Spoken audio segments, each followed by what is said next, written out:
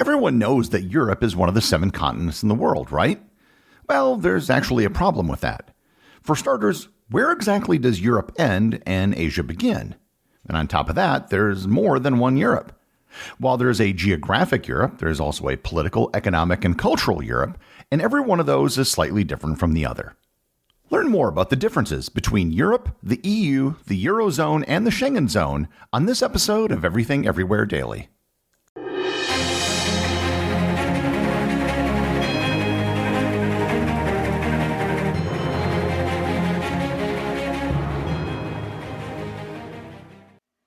There have been many important weeks in history. Weeks where empires were toppled, kingdoms were established, and wars were decided. But perhaps the greatest week of all is Shark Week. I'm here to let you know that Shark Week is now a podcast. On Shark Week the podcast, marine biologist Luke Tipple welcomes a wide variety of guests to discuss sharks, the ocean, and how the world's biggest ecosystem impacts your daily life. You'll hear inspiring stories from shark encounter survivors, learn cutting-edge science from the world's foremost researchers, and listen in to controversial topics like whether it's okay to kill sharks in the name of science, or what's the connection between illegal shark fishing and human trafficking. Join Luke in exploring the surprising links between our lives on land and life in the ocean. On Shark Week the podcast, you'll learn about our oceans through the lens of the most captivating predator in the world, the shark. And as someone who's been in the water with all manner of sharks, including great white sharks off the coast of South Africa, it's a topic I personally find fascinating. You can listen to Shark Week the podcast wherever you get your podcasts. Once again, that's Shark Week the podcast. This episode is brought to you by United Airlines. What's new with United? New and redesigned planes with things like larger overhead bins with room for everyone's roller bag, power outlets at every seat, screens at every seat, and the ability to connect your Bluetooth headphones to those screens. Plan your trip today at united.com or on their award-winning app. Final delivery schedule subject to change. Geographically speaking, there is no Europe. By the same logic, there must also not be an Asia, but this episode is focused on Europe, so let's just look at that half of the equation. Eurasia is one giant landmass, and there is no natural feature you can look at where you can cleanly divide the two continents. Africa is only connected by land at a very small point to the rest of Eurasia. Likewise, North and South America are only connected by a very small strip of land. That's not the case with Europe and Asia. To separate the two geographically, you'd have to draw an arbitrary line through an enormously large amount of land. So while in a strictly technical geographic sense, Europe doesn't exist, in another sense, of course, it does exist.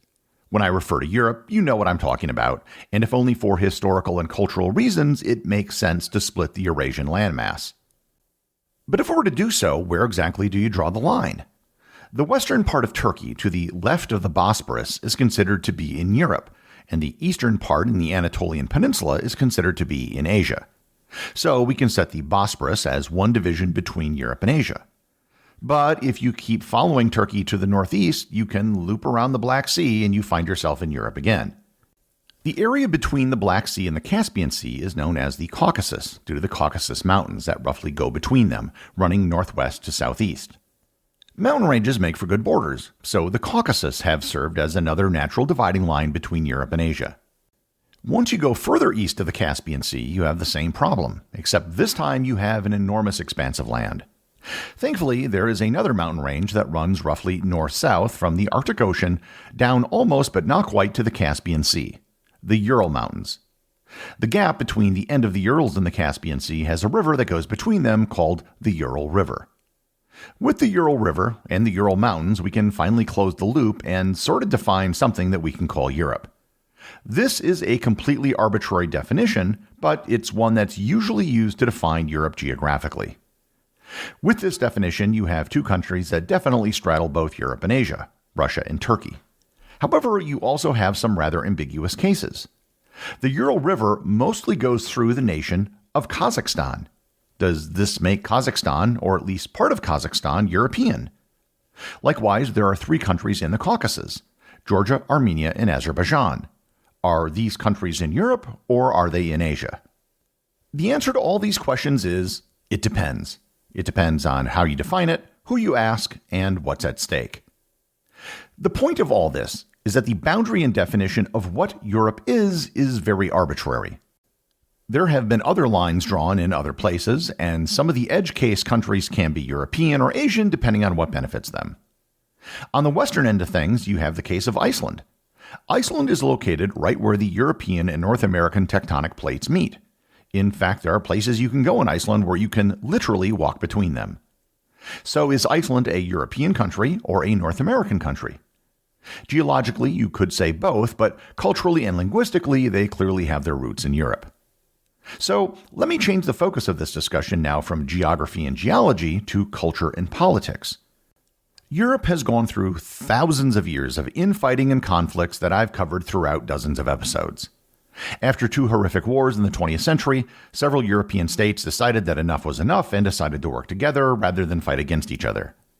In the 1950s, there were 3 transnational organizations established in Europe by a series of treaties: the European Coal and Steel Community, the European Atomic Energy Community, and the European Economic Community. These organizations were called the European Communities, and they were designed to forge tighter economic relations between countries. The European Communities were founded by 6 countries: Belgium, France, Italy, Luxembourg, the Netherlands, and West Germany. Over time, the number of countries that joined this group grew, and the nature of the group changed. In 1992, the Maastricht Treaty was signed that formed the basis of a new organization known as the European Union. As of the time of the recording of this episode, 27 member states make up the European Union, or EU.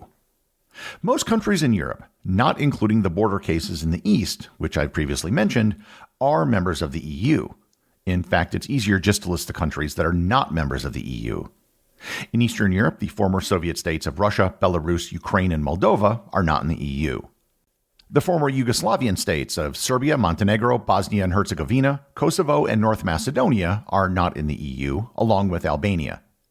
All of the European microstates are not in the EU, including Monaco, Liechtenstein, San Marino, Andorra, and Vatican City.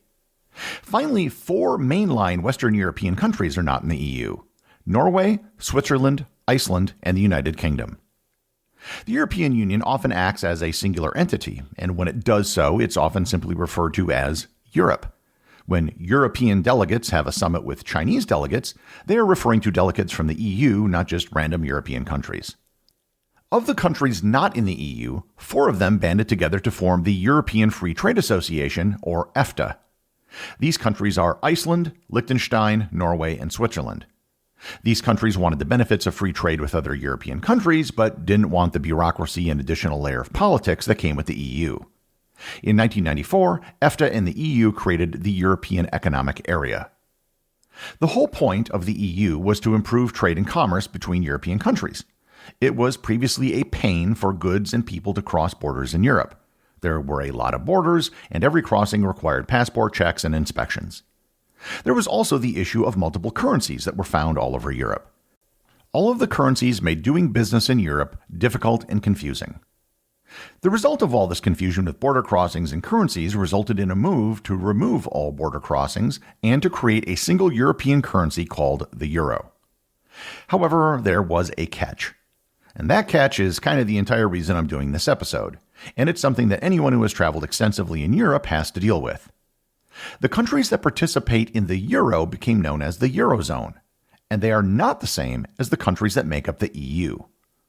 Likewise, the countries that allowed free travel between them do so because of the Schengen Agreement, a treaty first signed in 1985, which is totally separate from the EU. The area where you can travel freely between countries in Europe is known as the Schengen Zone. But let's first start with the Eurozone.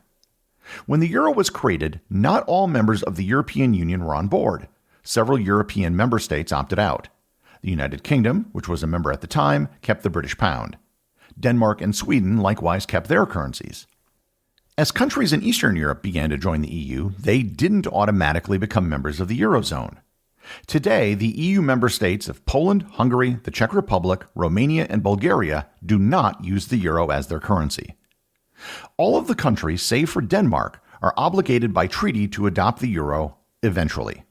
However, only Romania and Bulgaria are poised to do so in the near future. On top of the EU countries that don't use the euro, Several microstates not in the EU have signed treaties that allow them to use the euro and to produce a limited number of coins each year.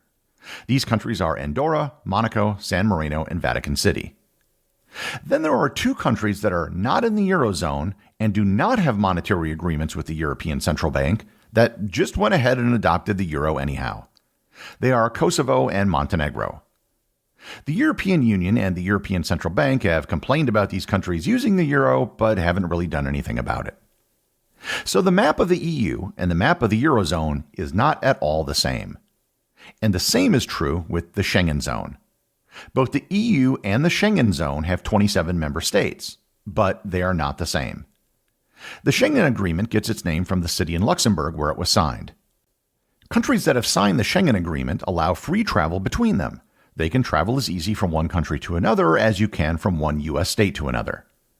When you enter the Schengen Zone with a passport from outside the Schengen area, you can stay inside the zone for up to 90 days in any 180-day period. Not all EU member states are in the Schengen Zone. Bulgaria and Romania, as of the time I am recording this, are not in the Schengen Zone, but they may finally enter by the end of 2023 or the start of 2024. Several EU members actually blocked their bid to join for over a decade. Ireland is also not a part of the Schengen Zone, nor is the United Kingdom, which is no longer in the EU. Ireland and the UK opted out of the Schengen Zone, but do have a similar system with each other where people can travel freely between the 2 countries. You can drive from Belfast to Dublin or take a ferry from Dublin to Wales without any passport checks. Except that Gibraltar, which is part of the UK, has a border with Spain. Negotiations are currently underway, but it appears that some sort of agreement will be reached where Spain is responsible for the Schengen passport control for people entering Gibraltar.